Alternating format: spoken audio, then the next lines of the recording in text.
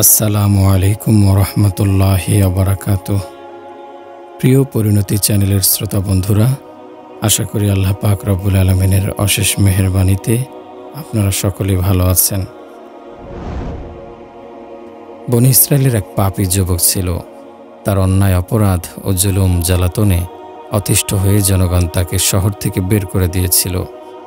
শহর থেকে তাড়িয়ে দেওয়ার পর যুবকটি নিরাশ্রয় অসহায় হয়ে জনমানবহীন এক স্থানে গিয়ে পড়ে থাকে। যুবকটি নিরুপায় অসহায়, তাকে দেখার মতো কেউ নেই, একমাত্র আল্লাহ তার ভরসা। কয়েকদিনের অনাহারে যুবকটি মৃত্যুর কাছাকাছি পৌঁছে গেল। মৃত্যুর কাছাকাছি পৌঁছে যুবকটি আকাশের দিকে তাকিয়ে বলতে থাকে, হে আল্লাহ, আমি তোমার এক নাফরমান বান্দা। আমাকে শাস্তি দিলে তোমার রাজত্ব বৃদ্ধি পাবে না, আর আমাকে ক্ষমা করে দিলে তোমার রাজত্বে কোনো কমতি হবে না। হে আল্লাহ, তুমি তো দেখছো আমি চরম অসহায় অবস্থায় আছি। এখন দুনিয়াতে সবাই আমার পর, আপনজনরাও আমাকে সাহায্য করবে না, তারা সবাই আমাকে ত্যাগ করেছে। এখন তুমি ছাড়া আমার সহায় আর কে আছে? তুমি আমার একমাত্র সহায়। হে আল্লাহ, আমি গুনাহগার, তোমার অবাধ্য, তোমার অকৃতজ্ঞ এক বান্দা। তুমি তো ক্ষমাশীল, তুমি দয়াময়, তুমি আমাকে ক্ষমা করে দাও। এতটুকু বলার পর যুবকটি মারা গেল। আল্লাহ তাআলার অবাধ্য এ বান্দার তওবা আল্লাহ কবুল করেন। আল্লাহ তাআলার পক্ষ থেকে হযরত মূসা আলাইহিস সালামের প্রতি ওহী এলো, হে মূসা, আমার এক বান্দা যে তওবা করে আমার মন জয় করেছে, সে এক জনমানবহীন প্রান্তরে মারা গেছে। তুমি গিয়ে তাকে গোসল দিয়ে জানাজা পড়ে দাফন করো।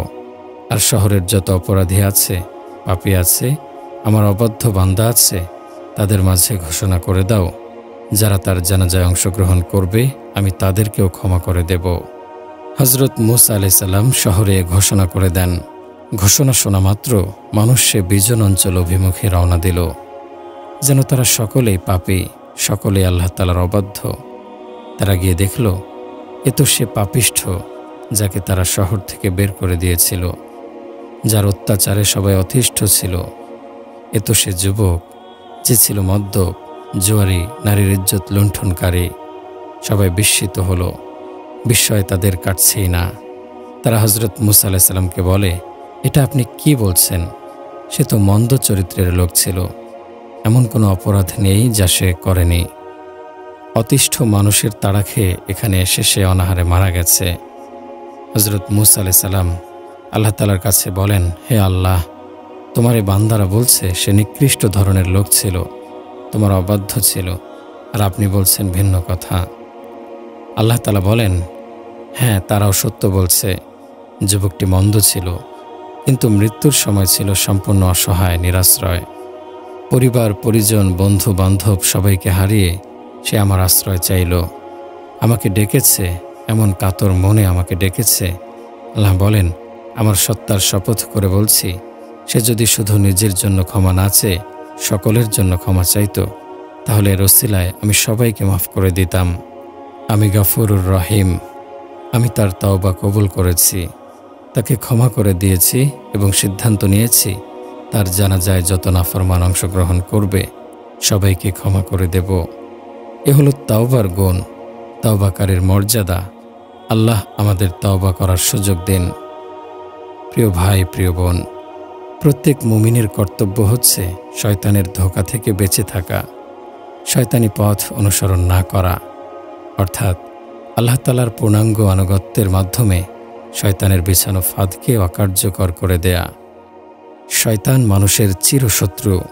প্রতি কাজে ও প্রতি ক্ষেত্রে সর্বাবস্থায় অত্যন্ত দৃঢ়তার সাথে শয়তানের মোকাবেলা করা, সর্বপ্রকার সতর্কতার সাথে নিজের ঈমান আকীদায় শয়তানের ধোঁকা ও প্রতারণা থেকে বেঁচে থাকা। কেননা তোমার ইবাদত বন্দেগীতে কখনো যদি শয়তান অহংকার ঢুকিয়ে দেয়, তাহলে তোমার ইবাদত বরবাদ হয়ে যাবে। অনেক সময় শয়তান পাপ কাজকে সুন্দর অনেক কাজের স্রোতে মানুষের সামনে পেশ করে, এমনভাবে তা পেশ করে যে মানুষ ধোঁকায় পড়ে যায়। অনেক মানুষ অবাধ্যতায় শয়তানের ধোঁকায় পড়ে সে কাজকে নেক কাজ মনে করে পালন করতে থাকে। যেমন কবরে সিজদা করা, কবরে মান্নত করা, পীরকে সিজদা করা, অথচ এটা শিরক। ঈমান আমল ধ্বংস করে দেয়। এই কাজগুলো এখন মানুষ নেক কাজ মনে করে করছে। হযরত আব্দুল্লাহ ইবনে মাসউদ রাদিয়াল্লাহু আনহু বলেছেন, একদিন রাসূলুল্লাহ সাল্লাল্লাহু আলাইহি ওয়াসাল্লাম মাটির উপর একটি রেখা টেনে বলেন, এটা হচ্ছে আল্লাহ তাআলার পথ। এরপর ডানে বামে আরও কতগুলো রেখা আঁকলেন এবং বলেন, এগুলোও পথ, কিন্তু প্রত্যেকটির ওপর শয়তান বসে আছে এবং লোকজনকে ধ্বংস ও বিভ্রান্তির দিকে আহ্বান করছে। এরপর রাসূল সাল্লাল্লাহু আলাইহি ওয়াসাল্লাম এই আয়াতটি তেলাওয়াত করেন, ওয়া ইন্না হাযা সিরাতী মুস্তাকিমা ফাত্তাবিউহু ওয়া লা তাত্তাবিউস সুবুলা ফাতাফাররাকা বিকুম আন সাবিলিহি। নিশ্চিত এটি আমার সরল পথ, অতএব এ পথে চলো এবং অন্যান্য পথে চলো না, তাহলে সেসব পথ তোমাদেরকে তার পথ থেকে বিচ্ছিন্ন করে দেবে। একদিন অভিশপ্ত ইবলিশ ইমাম শাফি রহমতুল্লাহি আলাইহিকে প্রশ্ন করেছিল, হে শাফি, আপনার কাছে আমি জানতে চাই যে সৃষ্টিকর্তা আমাকে তার ইচ্ছা অনুযায়ী সৃষ্টি করেছেন এবং যে কাজে ইচ্ছা সে কাজে আমাকে ব্যবহার করছেন। এরপর তিনি যদি ইচ্ছা করেন তাহলে জান্নাত দেবেন বা জাহান্নামে নিক্ষেপ করবেন, সবই দেখি তার ইচ্ছা। এটা কি কোনো ইনসাফ বা নীতি হলো? নাউজুবিল্লাহ। শয়তানের প্রশ্ন শুনে ইমাম শাফি রহমতুল্লাহি আলাইহি কিছুক্ষণ চিন্তা করেন। এরপর বলেন, সৃষ্টিকর্তা যদি তোকে তোর অভিপ্রায় অনুযায়ী সৃষ্টি করে থাকেন তাহলে অন্য কথা, আর যদি আল্লাহ তার নিজস্ব মর্জি অনুযায়ী সৃষ্টি করে থাকেন তাহলে স্মরণ রাখো যে মহান আল্লাহ রব্বুল আলামিন স্বীয় অভিপ্রায়ে সকল প্রকার প্রশ্ন ও জবাবদিহিতা হতে সম্পূর্ণ মুক্ত পবিত্র। শয়তান ইমাম শাফি রহমতুল্লাহি আলাইহির জবাব শুনে বিফল হয়ে পালাতে থাকে আর বলতে থাকে, হে শাফি, আমি একটি মাত্র প্রশ্নের দ্বারা ৭০,০০০ আবেদ ও আল্লাহভীরু লোককে পথভ্রষ্ট করেছি। প্রিয় ভাই, প্রিয় বোন, তোমার অন্তর হলো দুর্গস্বরূপ আর শয়তান হলো তোমার দুশমন। শয়তান সর্বদা এ চেষ্টাতেই থাকে যে কি করে সে মানুষের অন্তরে প্রবেশ করে তার দখল নিতে পারে। তাই তো অন্তরকে হেফাজত করতে সর্বপ্রথম প্রয়োজন হচ্ছে অন্তরের দরজাসমূহ হেফাজত করা। অন্তরের দরজায় পাহারা বসানো, আর এ পাহারা হলো আল্লাহ তাআলার ভীতি, ইলম ও আমল। দ্বীনি ইলম বান্দাকে সঠিক পথের পরিচালিত করতে সাহায্য করে, আর আমল অন্তরকে পরিষ্কার পরিচ্ছন্ন করে।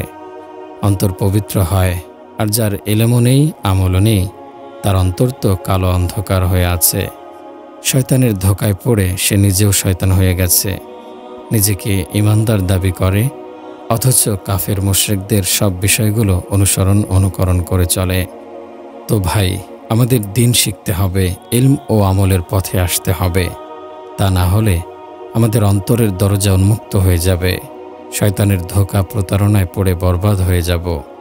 আজ তো আমাদের অন্তর অন্ধকারে ভরে আছে, শয়তান সেখানে বাসা বেঁধেছে। আমার কামনা শুধু দুনিয়ার ধন সম্পদ কামাই করা। মানুষের সাথে প্রতারণা করতে করতে নিজের বিবেকের সাথেও প্রতারণা করে চলছি। নিজের বিবেককে ভালো পথে খরচ করি না। আজ আমরা মৃত আত্মা নিয়ে জীবন পার করছি। আমাদের অন্তর আজ আমাদের দেহের সমাধি। তাবলিগি মেহনত এমন একটি কর্মসূচি যা মৃত আত্মাকে জীবিত করে। তাবলিগ জামাত আল্লাহ তাআলার পথে মানুষকে দাওয়াত দেয়। মানুষ তরবিয়ত দ্বারা শিক্ষা লাভ করে, দ্বীন ও তরবিয়তের মাধ্যমে আসে। আমাদের দ্বীন শিখতে হবে, ইসলামী জীবন ব্যবস্থা আমাদের জীবনে বাস্তবায়ন করতে হবে। আমাদের ভেতর ঈমান আছে, কিন্তু ঈমানের কোনো উন্নতি নেই। আমরা তাবলিগ জামাত দুনিয়াতে ঘুরে ঘুরে মানুষের ভেতর ঈমানের তেজ পয়দা করছি। ঈমানকে তাজা করতে হবে, এ পর্যায়ে নিয়ে আসতে হবে যেন হুজুর সাল্লাল্লাহু আলাইহি ওয়াসাল্লামের এক একটি সুন্নাতকে আমরা ছেড়ে না দেই। আমাদের প্রতি রাসূল সাল্লাল্লাহু আলাইহি ওয়াসাল্লামের অনুগ্রহ অপরিসীম। তিনি ক্ষুধায় কষ্ট করেছেন, রক্তাক্ত হয়েছেন, এরপরও দ্বীনকে আমাদের পর্যন্ত পৌঁছে দিয়েছেন। এত বড় দয়ালু নবী পেয়েও আমরা তার জীবনাদর্শকে উপেক্ষা করি। আজ কত অবহেলায় মানুষ প্রিয় নবী সাল্লাল্লাহু আলাইহি ওয়াসাল্লামের সুন্নাতকে অবহেলা করছে, কটাক্ষ করছে। আজকের তরুণ তরুণীরা পাশ্চাত্যকে অনুসরণ করছে। আজ মুসলিম তরুণ তরুণীরা বিজাতীয় সংস্কৃতিকে ধ্যান জ্ঞান করে নিয়েছে। কথাবার্তায়, চালচলনে, অনুসরণে ইহুদি খ্রিস্টানদের মতো। আজকের তরুণ তরুণীদের অবস্থা বড়ই করুণ। তারা প্রিয় নবী সাল্লাল্লাহু আলাইহি ওয়াসাল্লামের দিনকে বুকে তুলে নিতে প্রস্তুত নয়। নাচ গান তাদের প্রিয়। আজকে ব্যবসায়ীরা প্রিয় নবীর দিনকে বাস্তবায়ন করতে প্রস্তুত নয়, কারণ এতে নাকি তাদের ব্যবসার ক্ষতি হয়। রাজনীতিবিদরা দিনের পথে আসতে রাজি নয়, এতে নাকি রাজনীতি শেষ হয়ে যাবে। আজ সবাই কেমন যেন দিন ধর্মকে ব্যক্তি জীবন থেকে দূরে ঠেলে দিচ্ছে। এখন সকলেই সম্পদের লোভে উন্মাদ। দুনিয়ার কামাই করতে গিয়ে ভুলে গেছে দুনিয়া ও আখিরাতের সবচেয়ে বড় সম্পদকে, যা আমাকে শেষ বিচারের দিনে সাহায্য করবে, আল্লাহ তাআলার সামনে আমাকে লজ্জা থেকে বাঁচাবে। যে নবীর আদর্শকে অবহেলা করে দূরে ঠেলে দিলাম, সে প্রিয় নবী হাসরের ময়দানের সংকটময় মুহূর্তে আমাদের ভুলবেন না। তিনি সেখানেও কাঁদবেন উম্মতি উম্মতি করে। প্রিয় ভাই, প্রিয় বোন, আমরা কালেমা পড়ে মনে করি মুসলমান হয়ে গেছি, অথচ কালেমার দাবি শুধু এতটুকুই নয় যে পাথরের মূর্তিকে পূজা করতে পারবো না, তাকে সিজদা করতে পারবো না, বরং যে সকল বস্তু আমাদের আশা আকাঙ্ক্ষার কেন্দ্রবিন্দু, যা কিছু আমাদেরকে আল্লাহ থেকে গাফেল করে দেয়, আমাকে ভুলিয়ে রাখে, তাকে ভাঙতে হবে। হযরত ইব্রাহিম আলাইহিস সালাম যেমন সকল মূর্তি ভেঙে ঘোষণা করেছিলেন, ইন্নী ওয়াজ্জাহতু ওয়াজহিয়া লিল্লাযী ফাতারাস সামাওয়াতি ওয়াল আরদা হানিফা ওয়া মা আনা মিনাল মুশরিকিন। আমি একনিষ্ঠভাবে তার দিকে মুখ করছি, যিনি আকাশমণ্ডলী ও পৃথিবী সৃষ্টি করেছেন, এবং আমি মুশরিকদের অন্তর্ভুক্ত নই। এরপর হযরত ইব্রাহিম আলাইহিস সালাম মূর্তিগুলোকে ভেঙে চূর্ণ বিচূর্ণ করেছিলেন। সুতরাং হযরত ইব্রাহিম আলাইহিস সালামের মতো চোখে দেখা সকল মূর্তিকে ভাঙতে হবে আমাদের হৃদয়ে প্রতিষ্ঠিত সকল মূর্তিকে, যা কেড়ে নিচ্ছে আমাদের চিন্তা চেতনা, যা গাফেল করছে আমাদেরকে আল্লাহ তাআলার পথে চলতে। আসুন আমরা মহান আল্লাহ তাআলাকে চিনি, বুঝতে শিখি আকাশ ও জমিনের সম্পদের একমাত্র মালিক আল্লাহ। আল্লাহ তাআলার হাতেই আমার জীবনের সকল কল্যাণ অকল্যাণ, সুস্থতা অসুস্থতা, মান সম্মান। সুতরাং তাকে না মেনে আমাদের কোনো উপায় নেই। প্রিয় ভাই, প্রিয় বোন, পবিত্র কোরআন আমাদের পথপ্রদর্শক। দুনিয়ার সব সমস্যার সমাধান পবিত্র কোরআনে আল্লাহ তাআলা দিয়ে দিয়েছেন। কোরআন আমাদের সংবিধান। কোরআনে বলে দেওয়া হয়েছে, তোমরা আল্লাহ তাআলার সাথে দেহ মনকে জোড়ো, আল্লাহ তাআলার সাথে সম্পর্ক গড়ো। আল্লাহ তাআলার সাথে সম্পর্ক না গড়লে দুনিয়া ও আখিরাত গড়বে না। আল্লাহবিহীন জীবনে না সুখ আছে, না সফলতা আছে। আল্লাহ তাআলার সাথে সম্পর্কহীন একজন মানুষ যদি দুনিয়ার সমস্ত সম্পদের মালিকও হয়ে যায়, দুনিয়ার সমস্ত রূপ সৌন্দর্যও যদি সে লাভ করে, সমস্ত পৃথিবীর ক্ষমতার তাজ যদি তার মাথায় সুশোভিত হয়, কিন্তু যদি আল্লাহ তাআলার সাথে তার কোনো সম্পর্ক না থাকে, তাহলে এসব সম্পদ এবং সৌন্দর্য, এসব ক্ষমতা তার ভেতরের অন্ধকারকে দূর করতে পারবে না। এমন কোনো বস্তু নেই যা তার অন্তরের পেরেশানি হতাশাকে দূর করতে পারে। অন্তরের আধার দূর করতে আল্লাহ তাআলার পথে আসতে হবে। সমস্ত হতাশা পেরেশানির নিরাময় একমাত্র আল্লাহ। পৃথিবীর সব কিছুর নিয়ন্ত্রক একমাত্র আল্লাহ। আমার আপনার অন্তরে শান্তি ও স্বস্তিদাতা একমাত্র আল্লাহ। আল্লাহ তাআলার কসম, আল্লাহ ব্যতীত আমার কোনো স্বজন নেই। তিনি যদি আমার প্রতি রাজি ও খুশি না হন, তাহলে আমরা ব্যর্থ, কিছুই পেলাম না, সব হারালাম। আল্লাহ তাআলা আমাদের প্রতি রাজি ও খুশি হয়ে গেলে তো আমি সফল, আমার সব কিছু পাওয়া হলো।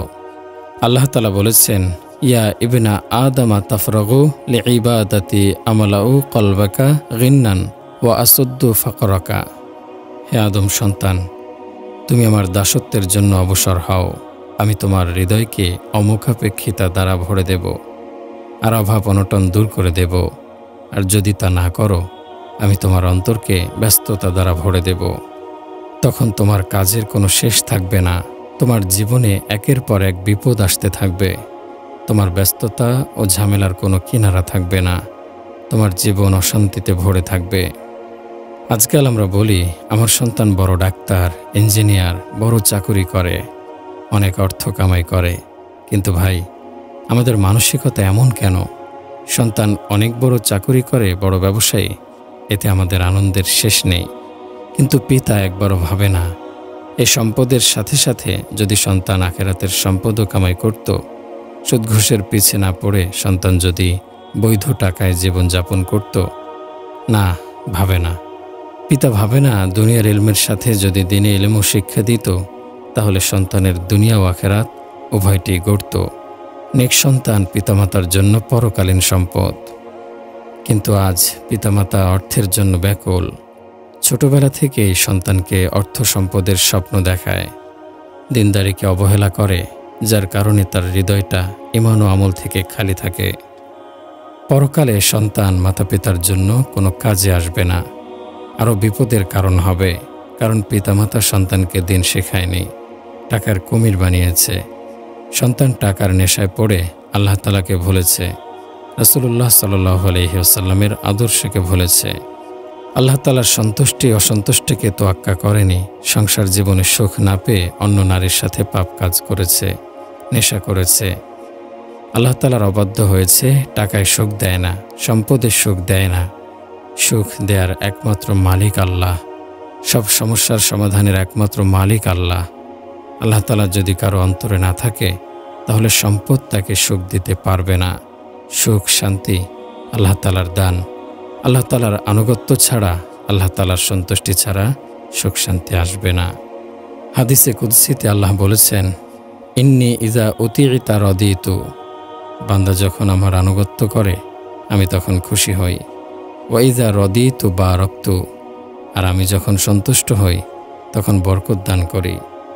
ভাই ও বোন, আজ মানুষ বলছে আমাদের অন্তরে হতাশা আর পেরেশানিতে ভরে গেছে, মনে শান্তি নেই। আল্লাহ তাআলা বলেছেন, হে আমার বান্দা, তুমি যদি আমার দ্বীনের পথে উঠে আসো, তাহলে আমি তোমার সকল পেরেশানি দূর করে দেব। আমি তোমার বিপদ আপদ দূর করে দেব, তোমার অভাব অনটন দূর করে দেব। তুমি আমার দিকে আসো, তোমাকে কারো মুখাপেক্ষী হতে হবে না। দুনিয়া তোমার পায়ের কাছে দৌড়ে আসবে। শোনো ভাই ও বোন আমার, আমাদের অন্তর বিরান হয়ে গেছে। অঢেল অর্থ সম্পদ কামাই করেও অন্তরে হতাশা পেরেশানি। অন্তরটা যেন জ্বলে যাচ্ছে। সংসারে সুখ নেই, স্ত্রী কথা শোনে না, স্বামী স্ত্রীকে রেখে অন্য নারীর প্রতি আসক্ত, ছেলেমেয়েরা কথা শোনে না। এ মানুষগুলো অন্তরের পেরেশানি ভুলতে কখনো মদের বারে বসে মদ গিলে, কখনো বা নাচ গানের আসরে রাত কাটায়। হায়রে শান্তি, দুনিয়ার শান্তির জন্য কত ভুল জায়গায় যে ঘুরছে মানুষ।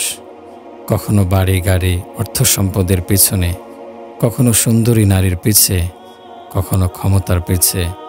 এরপরও শান্তি পায়নি, পাবে না। এ হতাশায় পেরেশানির কোনো দাওয়াই দুনিয়াতে নেই। একমাত্র আল্লাহ তাআলার খাঁটি বান্দা হওয়া ছাড়া এ পেরেশানির কোনো দাওয়াই নেই।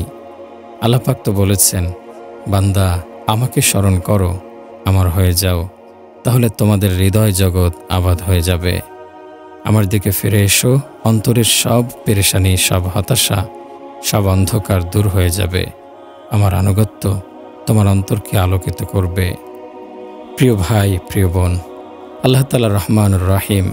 আপনি যখন হে আল্লাহ বলে ডাক দেন, আল্লাহ তাআলা জবাব দেন, হে বান্দা আমি হাজির। আসুন ভাই ও বোনেরা, আমরা আল্লাহ তাআলার দিকে ফিরে যাই, পাপের পথ থেকে ফিরে আসি, তওবা করি। আল্লাহ তাআলা আমাদের কবুল করুন, আমিন। উতবা নামক এক যুবক জিনা করত, মদ পান করে মাতাল হয়ে পড়ে থাকত। তার অত্যাচারে মানুষ অতিষ্ঠ ছিল।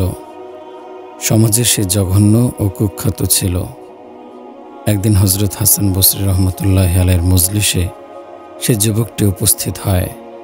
হাসান বসরি রহমতুল্লাহি আলাইহি তখন এই আয়াতটির তাফসীর প্রসঙ্গে ওয়াজ করছিলেন। আলাম ইয়ানি লিল্লাযিনা আমানু আন তাখশা কুলুবুহুম লিযিকরিল্লাহ। যারা মুমিন তাদের কি আল্লাহ তাআলার স্মরণে বিগলিত হওয়ার সময় আসেনি?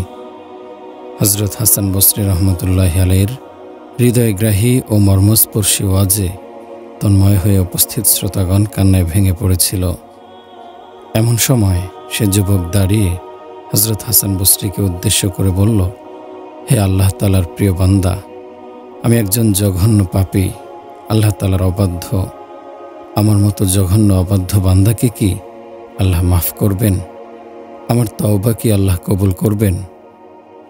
হযরত হাসান বসরি রহমতুল্লাহি আলাইহি উত্তরে বলেন, অবশ্যই তোমার অবাধ্যতা ও জঘন্য পাপাচারের পরও আল্লাহ পাক তোমার তওবা কবুল করবেন।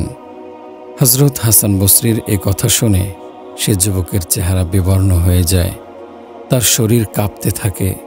চিৎকার করতে করতে যুবকটি অজ্ঞান হয়ে মাটিতে পড়ে যায়। কিছুক্ষণ পর যখন যুবকটির জ্ঞান ফিরে এলো, হযরত হাসান বসরি তার কাছে গিয়ে কয়েকটি কবিতার লাইন আবৃত্তি করেন। ওহে নাফরমান যুবক, জানো আরশের মালিকের অবাধ্যতার শাস্তি কি? সে সম্পর্কে তুমি অবশ্যই অবগত। তোমাকে জাহান্নামে নিক্ষেপ করা হবে, যেখানে থাকবে ক্রুদ্ধ গর্জন। তোমার পাপের শাস্তিস্বরূপ তোমাকে টেনে হেঁচড়িয়ে সে ভয়াবহ আগুনে নিক্ষেপ করা হবে। হে যুবক, তুমি যদি সে আগুনের তেজ সহ্য করার ক্ষমতা রাখো, তাহলে আল্লাহ তাআলার নাফরমানি করতে থাকো, নয়তোবা এখনই বিরত হও। বস্তুত তুমি তো অন্যায় আর অবাধ্যতায় লিপ্ত হয়ে নিজেকে শয়তান ও কুপ্রবৃত্তির বেড়াজালে আবদ্ধ করে ফেলেছ। এখনো সময় আছে, নিজেকে বাঁচানোর চেষ্টা করো। হযরত হাসান বসরির এ কথাগুলো শ্রবণ করে যুবকটি চিৎকার দিয়ে পুনরায় অজ্ঞান হয়ে যায়। এবার জ্ঞান ফেরার পর সে বলতে থাকে, হে শায়েখ, আমার মতো বদনসিব ও জঘন্য পাপাচারে লিপ্ত বান্দার তওবাও কি আল্লাহ কবুল করবেন? হযরত হাসান বসরি রহমতুল্লাহি আলাইহি বলেন, হ্যাঁ, অবশ্যই আল্লাহ কবুল করবেন। এরপর যুবকটি আল্লাহ তাআলার দরবারে এ দোয়া তিনটি করল। হে আল্লাহ, আপনি যদি দয়া করে আমার তওবা কবুল করেন এবং আমার পাপগুলো ক্ষমা করে দেন, তাহলে আমাকে তীক্ষ্ণ উপলব্ধি, প্রচুর স্মরণশক্তি, প্রখর ধীশক্তি দান করুন, যাতে উলামায়ে কেরামদের কাছ থেকে শোনা সব বিষয়ের ইলম ও কোরআনী জ্ঞান আমি সংরক্ষণ করতে পারি। আমাকে মনোমুগ্ধকর কণ্ঠস্বর দান করুন, যাতে যে কোনো পাষাণ হৃদয়ের মানুষও আমার তেলাওয়াত শুনে আকৃষ্ট হয়, আপনার মহত্ব ও বরত্বকে উপলব্ধি করতে পারে।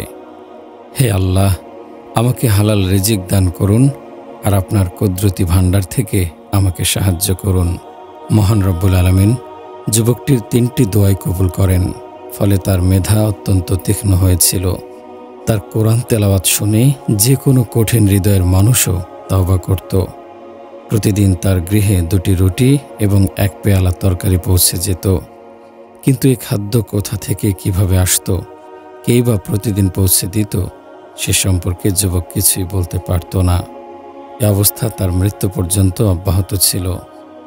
রাসূল আকরাম সাল্লাল্লাহু আলাইহি ওয়াসাল্লাম বলেন, আরশের নিচে লেখা আছে, আমার অনুগত বান্দার প্রতি আমি অনুগ্রহ করি।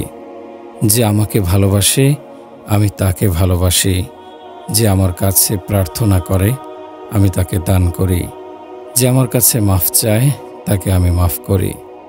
প্রিয় ভাই, প্রিয় বোন, লা ইলাহা ইল্লাল্লাহু মুহাম্মাদুর রাসূলুল্লাহ এ কালিমার দাবি কি আমরা পূরণ করতে পেরেছি?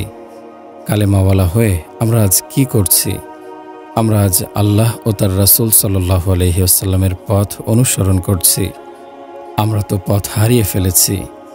দুনিয়ার মায়া মোহাব্বতে পড়ে কালেমার দাবিকে ভুলে গেছি, পথ হারিয়েছি। আলো ছেড়ে অন্ধকারে ঘুরে ঘুরে জীবন পার করছি। এখানে কবি বলেছেন, যখনই আমি লা ইলাহা ইল্লাল্লাহ পাঠ করি, বলি আমি মুসলমান, তখন আমার পূর্ণ অস্তিত্ব কেঁপে ওঠে। অথচ আমরা তো দাবি করছি আমরা মুসলমান, পাঠ করি লা ইলাহা ইল্লাল্লাহ, কই আমার শরীরের একটি অকুনও তো কেঁপে ওঠে না। কেন? আসলে আমরা কালেমার হাকিকত বুঝিনি। নিজেকে ইমানদার দাবি করি, কিন্তু ইমানের দাবিগুলো বাস্তবায়নে আমাদের আগ্রহ নেই। অথচ কালেমার দাবি হলো আল্লাহ তাআলার আনুগত্য ও রাসূল আকরাম সাল্লাল্লাহু আলাইহি ওয়াসাল্লামের দেখানো পথে নিজেকে পরিচালনা করা। এটাই মুসলমানের একমাত্র পথ, যে পথ আমাকে জান্নাতের দিকে নিয়ে যাবে, যে নববী আদর্শ আমাকে পবিত্র করবে। আল্লাহ তাআলার আনুগত্য ও রাসূল সাল্লাল্লাহু আলাইহি ওয়াসাল্লামের অনুসরণের পথেই আমাদেরকে পৌঁছতে হবে জান্নাতের দিকে। আমাদের জীবনে এর বাইরে থেকে কিছু গ্রহণ করার প্রয়োজন নেই। আমরা নারী হই আর পুরুষ হই, পথ একটাই। সে পথটি রাসূল সাল্লাল্লাহু আলাইহি ওয়াসাল্লাম আমাদেরকে দেখিয়ে দিয়েছেন। আমরা যেন আমাদের দেহ মনকে সর্বক্ষণ সে পথে ব্যবহার করি আমরা যেন সে পথ থেকে বিচ্যুত না হই। আমাদের চোখ, আমাদের কান, আমাদের অন্তর, আমাদের আচরণ যেন সে পথের বাইরে না যায়। দুনিয়াতে আমাদের চলার পথে অন্য কোনো দিকে তাকাবার অবকাশ নেই। আমরা দেখব একমাত্র খাতামুন নবিয়্যিন হযরত মুহাম্মদ সাল্লাল্লাহু আলাইহি ওয়াসাল্লামকে। আমরা দেখব রাসূল সাল্লাল্লাহু আলাইহি ওয়াসাল্লামের তরিকাকে, দেখব তার জীবন আদর্শকে। আমাদের লক্ষ্য হবে আল্লাহ। তাই আল্লাহ আমাদের কাছে কি চান, আল্লাহ তাআলা আমাদেরকে জানিয়ে দিয়েছেন তিনি কি চান। রাসূল সাল্লাল্লাহু আলাইহি ওয়াসাল্লাম সে চাওয়া আমাদেরকে করে দেখিয়েছেন। আমরা পৃথিবীতে সুখের নিবাস রচনা করে ভোগবিলাসে থাকার জন্য তো আসিনি। আরামায়েশ আর আনন্দ ফুর্তির জীবন তো জান্নাতের জন্য। সে জান্নাতের পাথে কামাই করার বদলে আমরা দুনিয়া কামাই করছি। ভাই, সব ধোঁকা, সব ভুল। ক্ষণস্থায়ী জীবনের জন্য এত শ্রম দেওয়ার কি দরকার? রিজিক দেওয়ার মালিক তো আল্লাহ তাআলা। আল্লাহ তাআলা যদি বরকত না দেন, তাহলে আমার সম্পদ আমার কোনো সুখ দিতে পারবে না। আল্লাহ তাআলার রহমত ও বরকত ছাড়া আমাদের সব কিছু ব্যর্থ হবে। তাই আল্লাহ তাআলার পথে ফিরে আসতে হবে। নিজেকে আমরা ঠকাচ্ছি, নিজের সাথে প্রতারণা করছি। আমরা জান্নাতের সুখকে ভুলে আছি, জাহান্নামের দিকে ছুটছি। সে ভুল পথ থেকে ফিরে আসতে হবে। ভাই ও বোনেরা, নিজেদের ঈমান ও আমলকে সাজাতে হবে। রাসূলুল্লাহ সাল্লাল্লাহু আলাইহি ওয়াসাল্লাম বলেছেন, যে ব্যক্তি দুনিয়ার পেছনে পড়ে যায়, দুনিয়ার শান শওকত যার লক্ষ্যে পরিণত হয়, আল্লাহ তাকে দুনিয়ার ক্ষেত্রে অস্থির করে রাখেন। তার রিজিক ছড়িয়ে দেন, তার অন্তর ভরে দেন দুনিয়ার চিন্তায়, তাকে ক্লান্ত শ্রান্ত করে দেন, আর পরকাল তার থেকে দূরে সরে যায়। অথচ দুনিয়াতে তাকদীরের বাইরে সে কিছুই প্রাপ্ত হয় না। পক্ষান্তরে যে পরকালের কথা ভাবে, তার চিন্তা ভাবনা, তার কান্না, ব্যাকুলতা, অস্থিরতা সব পরকালকে কেন্দ্র করেই। সে দুনিয়ার সুখ শান্তির কথা ভুলে যায়। হৃদয় তার পরকাল চিন্তায় অস্থির থাকে। সে কবরের অন্ধকার ঘরের কথা ভেবে সিজদায় লুটিয়ে পড়ে, আল্লাহ তাআলার কাছে নিজের নাজাতের জন্য কাঁদে। মহান রব্বুল আলামিন তার প্রিয় হাবিব মুহাম্মদুর রাসূলুল্লাহ সাল্লাল্লাহু আলাইহি ওয়াসাল্লামকে আমাদের হেদায়েতের জন্য পাঠিয়েছেন, যার জীবন আদর্শ আমাদের জন্য পূর্ণাঙ্গ সংশোধনের দৃষ্টান্ত। রাসূল সাল্লাল্লাহু আলাইহি ওয়াসাল্লামের জীবন আদর্শ সর্বশ্রেষ্ঠ নমুনা। আল্লাহ তাআলা আমাদের দুজাহানের মধ্যে শ্রেষ্ঠ একজন হিদায়াতকারী দিয়েছেন।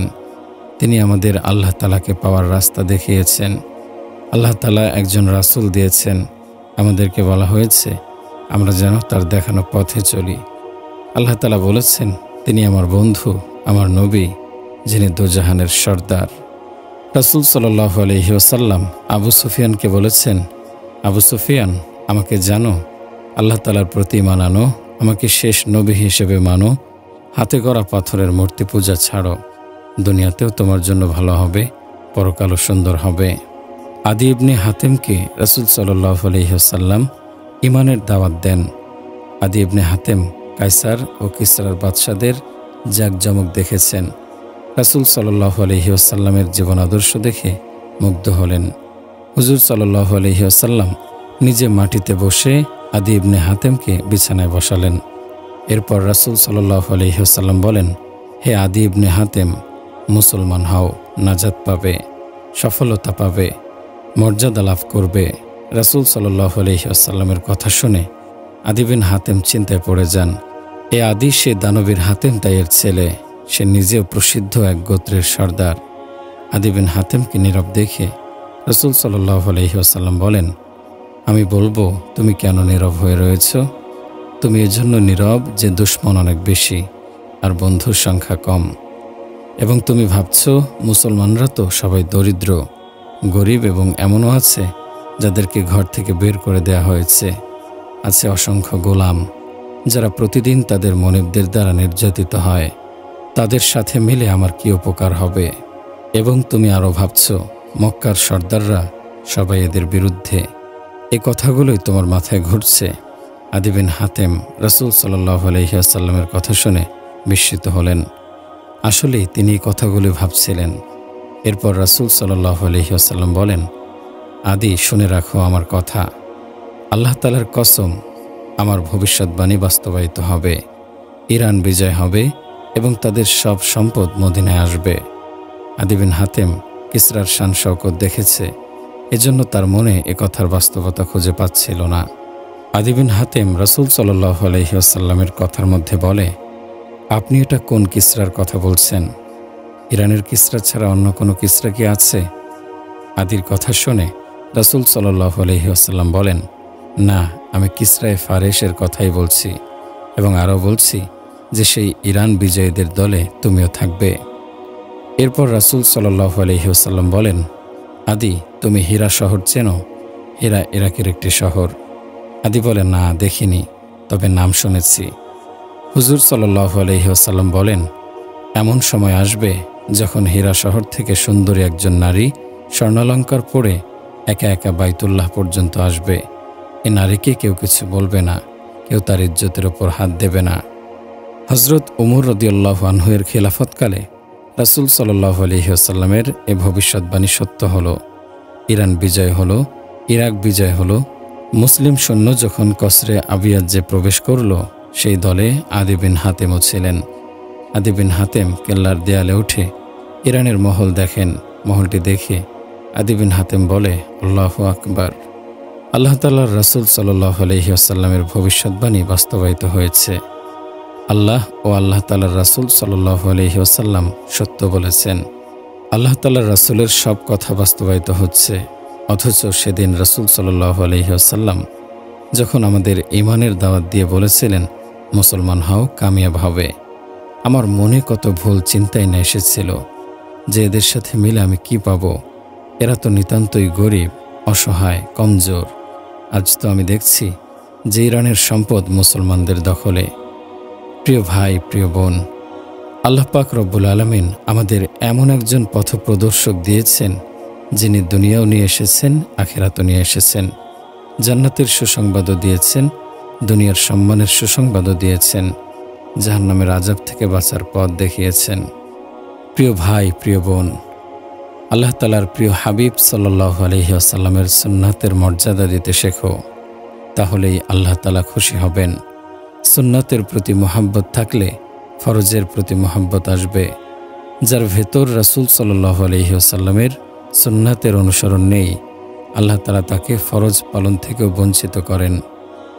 ফরজের জন্য সুন্নাতে রাসূল সাল্লাল্লাহু আলাইহি ওয়াসাল্লামের এমন এক সামর্থক বিষয়, যেমন টায়ারে হাওয়া না থাকলে গাড়ি অচল হয়ে যায়, তেমন আজ তো আমাদের জীবনে আমরা নবী সাল্লাল্লাহু আলাইহি ওয়াসাল্লামের সকল সুন্নাতকে নির্মমভাবে জবাই করছি।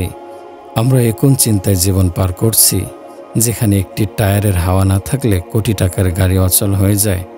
তাহলে ঈমানের গাড়ি কেমন করে আল্লাহ পর্যন্ত পৌঁছবে, যদি তাতে সুন্নাতে রাসূল সাল্লাল্লাহু আলাইহি ওয়াসাল্লামের অনুসরণ না থাকে? প্রিয় মুসলমান, ওলামাদের কাছে জিজ্ঞেস করো, সুন্নাত কি? সুন্নাতে নববী সাল্লাল্লাহু আলাইহি ওয়াসাল্লামের কদর করো, তাহলে ফরজের কদরও বুঝবে। আরে ভাই, রাসূল আকরাম সাল্লাল্লাহু আলাইহি ওয়াসাল্লামের সুপারিশ তো আমাদের লাগবে। তার জীবন আদর্শ অনুসরণ করো। আমরা কি বিধর্মীদের অনুসারী হয়ে মরব?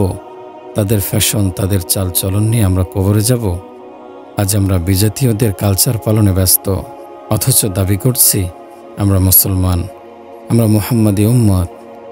আরে মুহাম্মাদি গোলাম হওয়া কি এতই সহজ যে সারা জীবন ইহুদি নাসারাদের অনুসরণ করব আর আল্লাহ তাআলা আমার প্রতি খুশি থাকবেন? প্রিয় ভাই, প্রিয় বোন, আল্লাহ তাআলার চাওয়ার কথা একটু ভাবো। যখন আমরা আল্লাহ তাআলার প্রিয় হাবিবের পথ ছেড়ে দুশমনের পথকে নিজেদের আপন বানিয়ে নেব, আমার আচরণ, আমার জীবনযাপন, আমার ঘর যখন ইহুদি নাসারাদের অনুকরণে চলতে থাকবে, তখন আমরা কোন মুখে নিজেদের পূর্ণাঙ্গ মুহাম্মাদি উম্মত বলে দাবি করব? অথচ আমাদের মাকসাদ তো হলো পূর্ণাঙ্গভাবে আল্লাহ ও তার রাসূল সাল্লাল্লাহু আলাইহি ওয়াসাল্লামের পথ অনুসরণ করে তার জীবন আদর্শকে আমাদের জীবনের প্রধান ও প্রথম করে নেয়া। আজ আমরা ভুলে গেছি আল্লাহ তাআলা আমাদের কেন দুনিয়াতে পাঠিয়েছেন। আমাদের স্বপ্ন ও কল্পনা থেকে বিষয়টা হারিয়ে গেছে। এ যুগে, এ সময়ে মুসলমানরা বিষয়টি এমনভাবে ভুলে গেছে যে তারা কি করতে এসেছিল। তারা কি রাষ্ট্র ক্ষমতা নিয়ে দাঙ্গা ফাসাদ করতে এসেছিল, না তারা সম্পদের পাহাড় গড়তে এসেছিল? বাড়িগাড়ির মালিক হয়ে ভোগবিলাসে জীবন অতিবাহিত করতে কি এ মুসলমানরা এসেছিল? এ উম্মত শেষ নবী হজরত মুহাম্মদ সাল্লাল্লাহু আলাইহি ওয়াসাল্লামের উম্মত। এ উম্মতের কাজ ছিল আপন নবীর দুঃখ কষ্টকে হৃদয়ে ধারণ করে জীবন অতিবাহিত করা, তার আদর্শকে দুনিয়াব্যাপী ছড়িয়ে দেয়া, জীবনযাপনে, সমাজে, রাষ্ট্রে, নিজের ঘরে সর্বত্র তার মত ও পথকে বাস্তবায়িত করা। অথচ আমরা আজ ভুলে গেছি সে মত ও পথের কথা।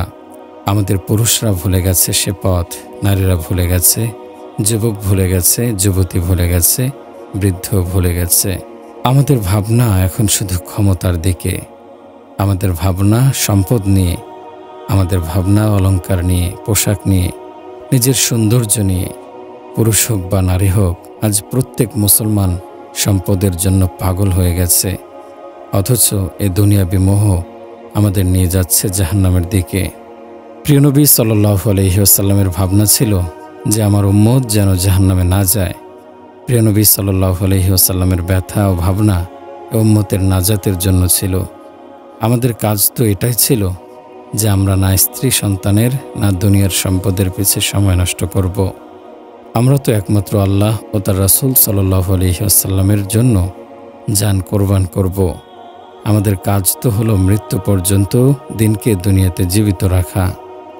আজ আমরা কি করছি? আমাদের মাঝে দুনিয়ার সম্পদ অর্জনের লোভ পূর্ণাঙ্গভাবে বিদ্যমান। কেউ বলে আমি নামাজি, আমি রোজাদার। হ্যাঁ ভাই, আমরা নামাজি হই আর রোজাদার হই।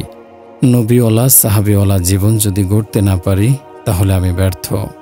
প্রিয় ভাই, প্রিয় বোন, আমি তোমাদের হাত জোর করে বলছি, আল্লাহ ও তার প্রিয় হাবিবের গোলাম হয়ে যাও। আজ পুলিশ দেখলে আমরা চিনতে পারি যে এরা পুলিশ, আর্মি দেখে চিনতে পারি যে এরা আর্মি। কারণ হলো তাদের ইউনিফর্ম। তাদের ইউনিফর্ম তাদের জাত চিনিয়ে দেয়। তেমনিভাবে আসুন আমরাও মুহাম্মাদি হয়ে যাই। আমাদের পোশাক, আমাদের আচরণ, কথাবার্তা, জীবনের সর্বাবস্থায় আমরা যেন মুহাম্মাদি হতে পারি।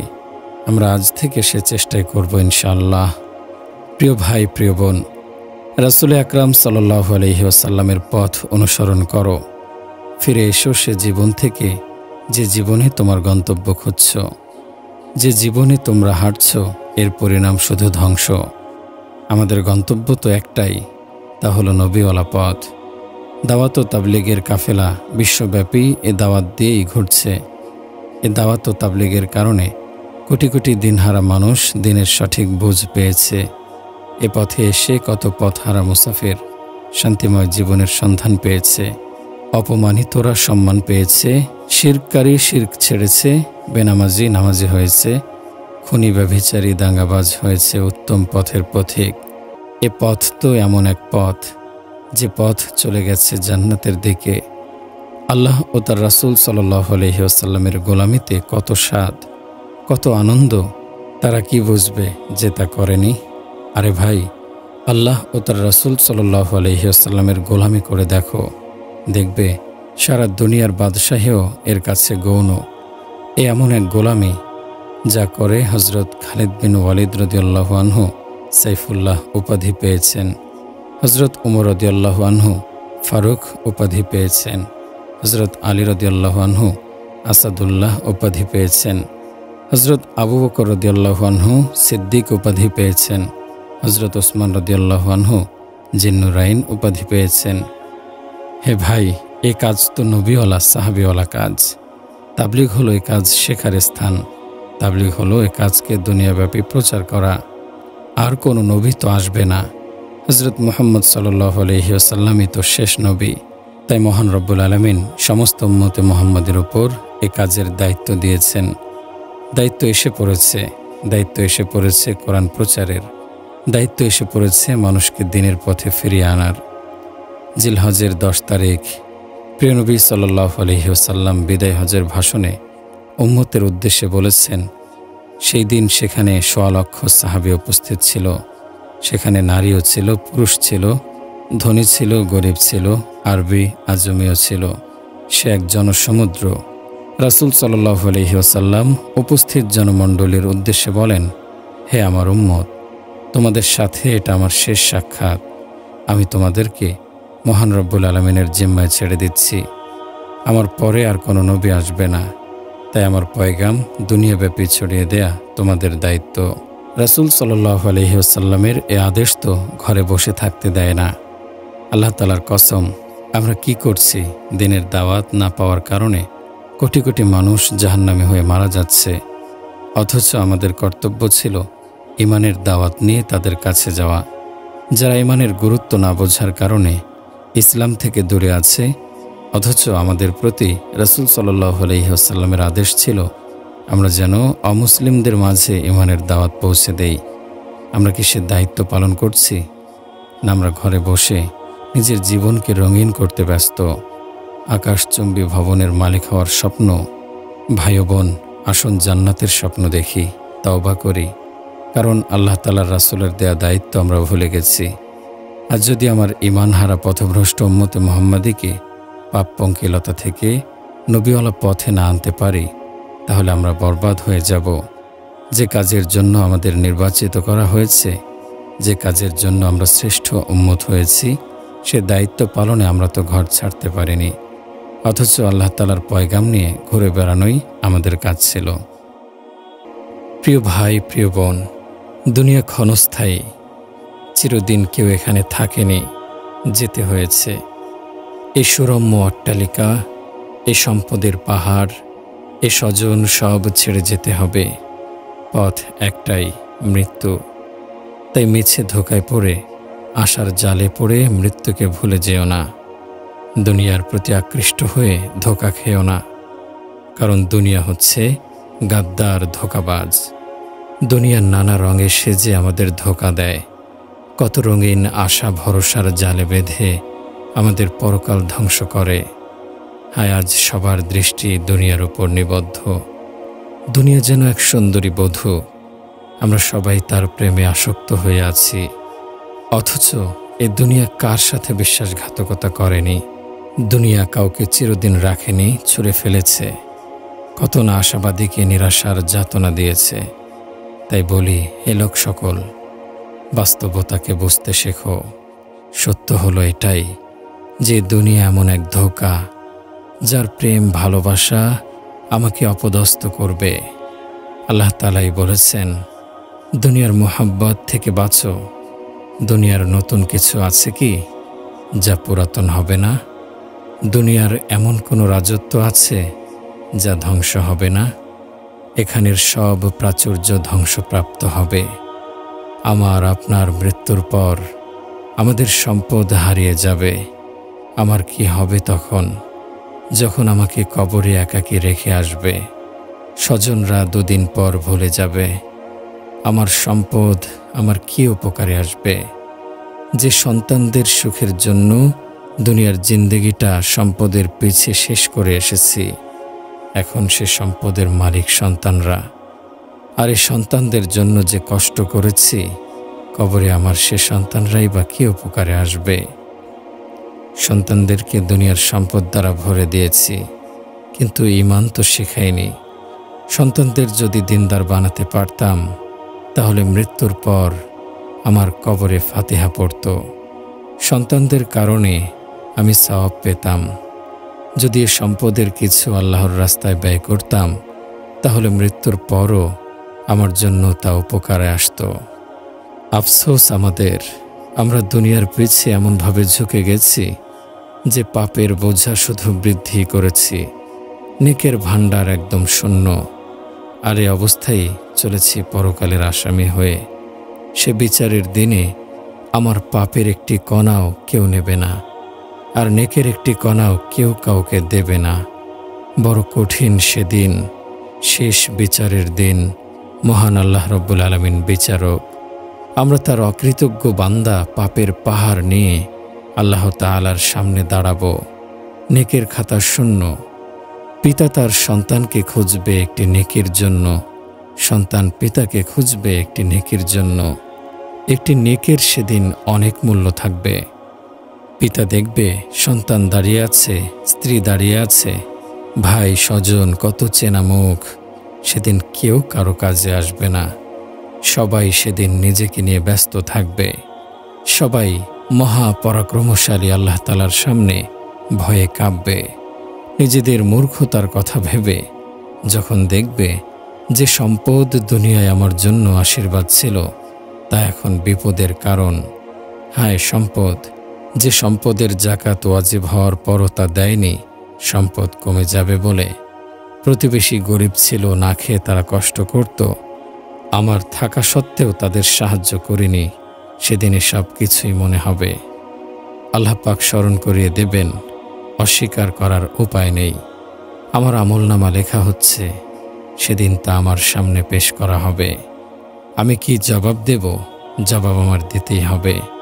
জবান যদিও বন্ধ রাখি, কুদরতিভাবে হাত সাক্ষ্য দেবে, চোখ সাক্ষ্য দেবে, নাক সাক্ষ্য দেবে, কান সাক্ষ্য দেবে, প্রতিটি অঙ্গ প্রত্যঙ্গ সাক্ষ্য দেবে। প্রিয় ভাই, প্রিয় বোন, সেদিন শেষ বিচারের দিবসে আমার অবস্থা কি হবে? আসুন না, সে কঠিন বিপদের দিনের কথা ভেবে আমরা নিজেকে সংশোধন করি, আমার ঈমান আমলকে সুন্দর করি, অতীতের গুনাহ থেকে তওবা করি, আল্লাহ তাআলার প্রিয় বান্দা হয়ে যাই। আল্লাহ আমাদের কবুল করুন, আমিন। প্রিয় ভাই, প্রিয় বোন, আল্লাহ আমাদের প্রতি রহম করুন। আল্লাহ যেন আমাদেরকে গাফলতি থেকে জেগে ওঠার তৌফিক দান করেন। সেদিনের পূর্বেই যেন আমাদের ঘুম ভাঙে, যেদিন আমার কোনো শুভাকাঙ্ক্ষী আমার ব্যাপারে বলবে, ভাইরা, ওই লোকটি মৃত্যুশয্যায়, তার জন্য দোয়া করুন। মৃত্যুশয্যায় শায়িত ব্যক্তির কি সাধ্য আছে মালাকুল মউতের হাত থেকে বেঁচে আসে? মৃত্যুর কি কোনো দাওয়াই আছে? আজ পর্যন্ত কোনো ডাক্তার কবিরাজ কি পেরেছে মৃত্যুর থাবা থেকে কাউকে ফিরিয়ে আনতে? পারেনি। আমার আপনার নিঃশ্বাস জারি আছে, দেহ মন সুস্থ আছে, তখন আমাদের কত বাহাদুরি। কিন্তু হঠাৎ একদিন এমন অবস্থা হবে যে আমার জবান বন্ধ হয়ে গেছে, আমার হাত পা অসাড় হয়ে গেছে, আপনজন পাশে বসে আছে, কিন্তু হায় কথা বলার শক্তি নেই।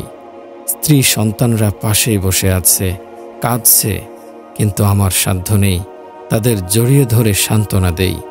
মুহূর্তের মধ্যে আমার সব বাহাদুরি শেষ। যখন আমাদের এই অবস্থা আসবে, আমার কপালে মৃত্যুর ভয়ে ঘাম জমে যাবে, বুকের ভেতর থেকে গড়গড় শব্দ আসতে থাকবে, চোখের দৃষ্টি কমে যাবে, স্মৃতিশক্তি একদম কমে যাবে, স্বজনরা কাঁদবে, আত্মীয় স্বজনের ভিড় লেগে যাবে, কাফনের কাপড়ও এসে যাবে। এরপর আমাদের ঠিকানা কবরে আমাকে রেখে আসবে। একা সে ঘরে আমি থাকব, আর থাকবে আমার কৃত আমল। হায় আমার বন্ধুরা, আমরা কি একবার ভাবি যে দিন আমার জন্ম হয়েছিল সেদিন নিষ্পাপ হয়ে দুনিয়াতে আগমন করেছিলাম, আর আজ যখন কয়েক বছরের জীবনের সমাপ্তি টেনে চলে যাচ্ছি, তখন আমি আমার সর্বাঙ্গ পাপে জর্জরিত করে নিয়ে যাচ্ছি। রুহের জগতে শপথ করেছিলাম মহান রব্বুল আলামিনের অনুগত হয়ে থাকব, কিন্তু এখন দুনিয়া থেকে যাচ্ছি আল্লাহ তাআলার অবাধ্য হয়ে। আমাকে পাঠানো হয়েছিল একমাত্র আল্লাহ তাআলার গোলামি করতে, এখন আমি কবরে যাচ্ছি শয়তানের গোলাম হয়ে। বন্ধুরা, আমরা তো শয়তানের ধোঁকায় পড়ে আজ আল্লাহ তাআলাকে ভুলে গেছি। দুনিয়া কামাই করতে করতে আল্লাহ তাআলার পথ থেকে দূরে সরে যাচ্ছি, অথচ এই দুনিয়া একটি ধোঁকা। হযরত হাসান বসরি রহমতুল্লাহি আলাইহি হযরত ওমর বিন আব্দুল আজিজ রহমতুল্লাহি আলাইহিকে পত্র লিখেছিলেন, দুনিয়া ক্ষণস্থায়ী, ক্ষণস্থায়ী ঘর ছেড়ে চলে যেতে হবে। কেউ এ ঘরে চিরদিন থাকতে পারেনি, আমরাও পারব না। হে আমিরুল মুমিনিন, দুনিয়াকে ভয় করুন, দুনিয়া থেকে দূরে থাকুন। দুনিয়াকে যে বর্জন করতে পারল তার জন্য দুনিয়া কল্যাণকর। দুনিয়ার এই সম্পদের কি দাম আছে? এ সম্পদ তো আমার পরকালের অভাব দূর করতে পারবে না। পরকালের অভাবকে দূর করতে পারে একমাত্র নেক আমল। এ দুনিয়ার জন্য প্রতি মুহূর্তে কত যে আদম সন্তান জীবন বাজি রাখছে। যে দুনিয়াকে ইজ্জত দেবে, দুনিয়া তাকে অপমান করবে। যে দুনিয়া জমা করবে, দুনিয়া তাকে অভাবে ফেলবে। দুনিয়া হচ্ছে সর্বনাশা বিষ। যারা তার পরিচয় জানে না, তারা এ বিষ খেয়ে নিজেদের সর্বনাশ করছে। অতএব দুনিয়াতে এভাবে থাকো যেভাবে কেউ তার জখমে ওষুধ ব্যবহার করে, রোগ বেড়ে যাবার ভয়ে তিতা ওষুধ ব্যবহার করে বাধ্য হয়ে। গাদ্দার ও ধোঁকাবাজ এ জগৎ থেকে দূরে থাকো। অতএব হে আমিরুল মুমিনিন, এ দুনিয়া থেকে দূরে থাকুন, যত বেশি সম্ভব গোপনে ও সাবধানে থাকুন। যখনই কেউ দুনিয়ার কোনো সম্পদ পেয়ে উল্লাসিত হয়, তেমনি বিপদও তাকে কাঁদিয়ে ফেলে। দুনিয়ায় শত্রুরা যেমন বিপজ্জনক, তেমনিভাবে হিতাকাঙ্ক্ষীরাও গাদ্দারি করে থাকে। এখানে সব কিছুর ধ্বংস অনিবার্য। এজন্যই এখানের সুখ হাজার দুঃখে ভরা থাকে, যা যায় তা ফিরে আসে না। ভবিষ্যতেও যে আসবে তার কোনো নিশ্চয়তা নেই। তাই ভবিষ্যতের আশাও ধোঁকা ছাড়া আর কিছু নয়। দুনিয়ার আনন্দ বেদনাযুক্ত, স্বচ্ছতা ও ময়লাযুক্ত। জীবন সর্বদাই আশঙ্কামুক্ত নয়। প্রকৃত বিবেক বুদ্ধি নিয়ে ভাবলে আমরা যা দেখব, দুনিয়ার সুখের যত উপকরণ আছে সবই বিপজ্জনক। আল্লাহ পাক আমাদেরকে বিপদ আপদ সম্পর্কে বিভিন্নভাবে সতর্ক করেছেন। যদি আল্লাহ পাক তা নাও করতেন, তবুও দুনিয়ার রূপ দেখে বুদ্ধিমানের বিবেক জাগ্রত হওয়া উচিত ছিল। আমাদের অলস মন মস্তিষ্ক জাগ্রত হওয়া উচিত ছিল। কিন্তু আল্লাহ তাআলার পক্ষ থেকে যখন সতর্ককারী এবং উপদেশদাতা এসেছেন, তখন আমরা কিভাবে ঘুমিয়ে থাকি? এরপরও কি আমাদের ঘুমিয়ে থাকার অবকাশ আছে? ভাই ও বোন, আসুন আমরা সতর্ক হই, সংশোধিত হই। আল্লাহ আমাদের কবুল করুন, আমিন। প্রিয় ভাই, প্রিয় বোন, আমার জীবন তো কেটে যায় দুনিয়ার রঙিন চাকচিক্য অবলোকন করতে করতে। আজ আমরা এতই ব্যস্ত, এতই পেরেশান যে খাওয়া দাওয়ার কথাও ভুলে যাই। জোহরের সময় চলে যায়, আসর যায়, মাগরিব যায়, ঈশাও চলে যায়। আল্লাহ তাআলার বান্দা আল্লাহ তাআলার আদেশ মানার সময় পায় না। আল্লাহ তাআলার গোলামি ছেড়ে দুনিয়ার গোলামি শুরু করেছে। আজ তো মানুষ চাকরির গোলাম, ব্যবসার গোলাম, হুকুমতের গোলাম, রাজনীতির গোলাম। এসব গোলামের শিকল আমরা এমনভাবে পড়ে নিয়েছি, এখন তা ছিন্ন করার শক্তিও আমাদের নেই। আজ দুনিয়ার মায়া মুহাব্বতের শিকলে আমরা এমনভাবে জড়িয়ে গেছি যে একটা থেকে মুক্ত হলে আরেকটা এসে আটকে ফেলে। আজ আমরা বিবি বাচ্চাদের শিকলে নিজেদের জড়িয়ে নিয়েছি, চাকরির শিকলে আটকে গেছি, হুকুমত, রাজনীতি, সম্পদ, মান সম্মান, এক কথায় দুনিয়ার সমস্ত ঝামেলায় নিজেরা আটকে গেছি। আজ আল্লাহ তাআলাকে ভুলে যাবার কারণে, আল্লাহ ও তার রাসূলের সাথে সম্পর্ক না জোড়ানোর কারণে আমরা দুনিয়ার ঝামেলায় আটকে হাহুতাশ করছি। আজ আমরা এই পেরেশানির শিকল থেকে মুক্ত হওয়ার চেষ্টা করেও পারছি না। কেন জানেন? একমাত্র আল্লাহ তাআলার পথ ছেড়ে দেওয়ার কারণে, আল্লাহ তাআলার সাথে সম্পর্কহীনতার কারণে মুসলমান আজ সব হারিয়েছে। প্রিয় ভাই, প্রিয় বোন, আমাদের অবস্থা তো হয়েছে সে পাখির মতো, যে পাখিকে ছোটবেলা থেকে খাঁচায় বন্দি করে রাখা হয়েছিল। একদিন মালিকের দয়া হলো, পাখিটিকে মুক্ত করে দিয়ে বলে, তুই উড়ে চলে যা, আজ থেকে তুই মুক্ত। পাখি বলে, হায়, আমি তো উড়তেই ভুলে গেছি। সে ছোটবেলা থেকে তুমি আমাকে খাঁচার ভেতর আটকে রেখেছ, আর যদি উঠতেও পারি তবুও তো আমার ঘর আমি চিনি না, যাব কোথায়? আজ আমরা তো এই পাখিটির মতোই সব ভুলে গেছি। আমি শুধু টাকা কামাই করাই শিখলাম। দোকান থেকে ঘর, ঘর থেকে দোকান, এ তো আমার দুনিয়ার অর্জন। না বুঝলাম সমাজকে, না বুঝলাম দিনকে, না বুঝলাম উম্মতের ব্যথা বেদনাকে। আজ আমাদের অবস্থা তো সে পাখির মতোই। আমরা তো সে পাখি। আমরা দুনিয়ার ব্যস্ততায় পড়ে ভুলে গেছি আমাদের মঞ্জিল, ভুলে গেছি তাওহীদ ও রিসালাতের লক্ষ্য উদ্দেশ্য, ভুলে গেছি আজাদের স্বপ্ন, ভুলে গেছি সবুজ গম্বুজের মর্মবাণী, ভুলে গেছি প্রিয় নবী সাল্লাল্লাহু আলাইহি ওয়াসাল্লামের রক্তাক্ত দেহ নিয়ে উত্তপ্ত মরুভূমিতে দিনরাত কেন দৌড়েছেন। আমরা ভুলে গেছি মুহাজিরে মক্কার সে আত্মত্যাগ, ভুলে গেছি আনসারে মদিনার মহানুভবতা। প্রিয় নবীর দাওয়াতি মিশনকে পৃথিবীতে প্রতিষ্ঠিত করতে যারা উত্তপ্ত মরুতে সাঁতরেছেন বালির সমুদ্র, এই দিনকে প্রতিষ্ঠিত করতে যারা জিহাদের ময়দানে চলেছেন রক্তের স্রোত, ধৈর্য ও দৃঢ়তার পরিচয় দিয়েছেন। আমরা ভুলে গেছি এই দিন কত ত্যাগের বিনিময়ে আমাদের পর্যন্ত এসেছে।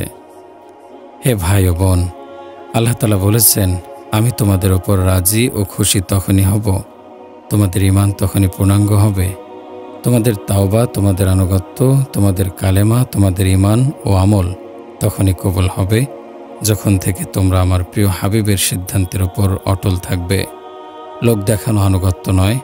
আমি সব কিছু দেখি, কিছুই আমার দৃষ্টির বাইরে নয়। শুধু মৌখিক আনুগত্য দেখালে চলবে না। নিজের দেহ মন সব কিছুকে সঁপে দিতে হবে, জবান বলবে লাব্বাইক, অন্তর বলবে লাব্বাইক, চিন্তা ও চেতনা সব বলবে লাব্বাইক, আত্মা বলবে লাব্বাইক। মোট কথা, জীবনের সকল ক্ষেত্রে নবী আদর্শের অনুসরণ অনুকরণ করতে হবে। যতক্ষণ পর্যন্ত আমার নবীর অনুসরণ অনুকরণে জান প্রাণ দিয়ে ভালো না বাসবে, ততক্ষণ পর্যন্ত বান্দা তোমার কোনো কিছু গ্রহণযোগ্য হবে না। প্রিয় ভাই, প্রিয় বোন, রাসূল সাল্লাল্লাহু আলাইহি ওয়াসাল্লামের পূর্ণাঙ্গ অনুসরণ ছাড়া আমাদের কোনো পথ নেই। নাজাতের পথ এটাই। আজ আমরা কি বোকামি না করছি! আজ আমরা ছেড়ে দিয়েছি প্রিয় নবী সাল্লাল্লাহু আলাইহি ওয়াসাল্লামের পথ ও মতকে। আমরা তো মুহাম্মাদি বাগানের মালি, অথচ আমরাই এ বাগান উজাড় করছি। আমরা প্রতিনিয়ত প্রিয় নবী সাল্লাল্লাহু আলাইহি ওয়াসাল্লামের প্রিয় সুন্নাতকে অবজ্ঞা করে ছুঁড়ে ফেলছি। মুসলিম নারীরা হযরত ফাতেমা রাদিয়াল্লাহু আনহার জীবন আদর্শকে ভুলে পশ্চিমা আদর্শকে গ্রহণ করেছে, অথচ সেটি কোনো আদর্শই না। পশ্চিমা সভ্যতা মানুষকে জাহান্নামের দিকে টানছে। নারীর ইজ্জত, আবরু, শালীনতাকে বিদায় করে নারীকে বাজারের পণ্য বানিয়ে ফেলেছে। আমাদের মুসলমান যুবকরা পশ্চিমা অসভ্যতাকে বরণ করছে, অথচ এই সভ্যতা মানুষকে পশুত্ব আর ধ্বংস ছাড়া কিছুই দিতে পারেনি। আরে ভাই, পাগলের পিছে হেঁটে কি কেউ গন্তব্যে পৌঁছতে পেরেছে? না, পারেনি। ইউরোপ, আমেরিকার কালচার তো মানুষের মন মস্তিষ্ককে অসভ্যতা, হিংস্রতা আর অশ্লীলতা দিয়ে ভরে দিচ্ছে, যার কারণে আজ পৃথিবীটা রক্তের উপর ভাসছে। অশ্লীলতা আর বেহায়াপনার ঢেউ আজ প্রতিটা ঘরকে ফুটন্ত কড়াইয়ে পরিণত করেছে। তাই এ পথে শান্তির কথা কল্পনাও করা যায় না। আমাদেরকে রাসূল সাল্লাল্লাহু আলাইহি ওয়াসাল্লামের নির্দেশিত পথে চলতে হবে। আমাদের জন্য যে নবী সারাটা জীবন কেঁদেছেন, ইতিহাস সাক্ষী। যাও তায়েফের পাহাড়কে গিয়ে জিজ্ঞেস করো। প্রিয় নবী সাল্লাল্লাহু আলাইহি ওয়াসাল্লাম তায়েফে দাওয়াত দিতে এসে পাথরের আঘাতে আহত হয়ে কেমন ছটফট করেছিলেন, সে স্থান আজও সংরক্ষিত আছে। যাও তায়েফের পাহাড়কে জিজ্ঞেস করো। যাদের আঘাতে রাসূল সাল্লাল্লাহু আলাইহি ওয়াসাল্লাম ক্ষত বিক্ষত হয়েছিলেন, তাদের হেদায়েতের জন্য আল্লাহ তাআলার কাছে কতই না কেঁদেছেন, অভিশাপ দেননি। উহুদ পাহাড়কে গিয়ে জিজ্ঞেস করো দিনের জন্য তিনি কতটা আঘাত সহ্য করেছিলেন। প্রিয় নবী সাল্লাল্লাহু আলাইহি ওয়াসাল্লামের পবিত্র দাঁত দুটি শহীদ হয়েছিল, মাথায় আঘাত পেয়েছিলেন, বেহুশ হয়ে গিয়েছিলেন। ৭২ জন সাহাবীকে নিজের চোখের সামনে শহীদ হতে দেখেছেন। প্রিয় চাচা হযরত হামজা রাদিয়াল্লাহু আনহু, যিনি রাসূল সাল্লাল্লাহু আলাইহি ওয়াসাল্লামের দুধ ভাইও ছিলেন, তিনি শহীদ হলেন। তার নাক কান কেটে ফেলা হয়েছিল, বুক চিরে কলিজা বের করে চিবিয়ে খেয়ে ফেলেছিল। এরপরও রাসূল সাল্লাল্লাহু আলাইহি ওয়াসাল্লাম বদদুয়া করেননি। এরপরও আল্লাহ তাআলার কাছে তাদের হেদায়েতের জন্য কেঁদেছেন। তার ফলাফল তো এ ছিল যে হযরত হামজার খুনি ওয়াহশী মুসলমান হয়েছিলেন, খালিদ বিন ওয়ালিদ মুসলমান হয়েছিলেন, আরও অনেকেই পরে ইসলাম কবুল করেছিলেন। তো আমাদের কি হলো যে এমন দরদি নবীর পথ ছেড়ে আমরা কোথায় যাচ্ছি? যে নবী আপন চাচার খুনিকে জান্নাতের পথ দেখিয়েছেন, সে নবীর চেয়ে প্রিয় তো আমাদের কেউ নেই।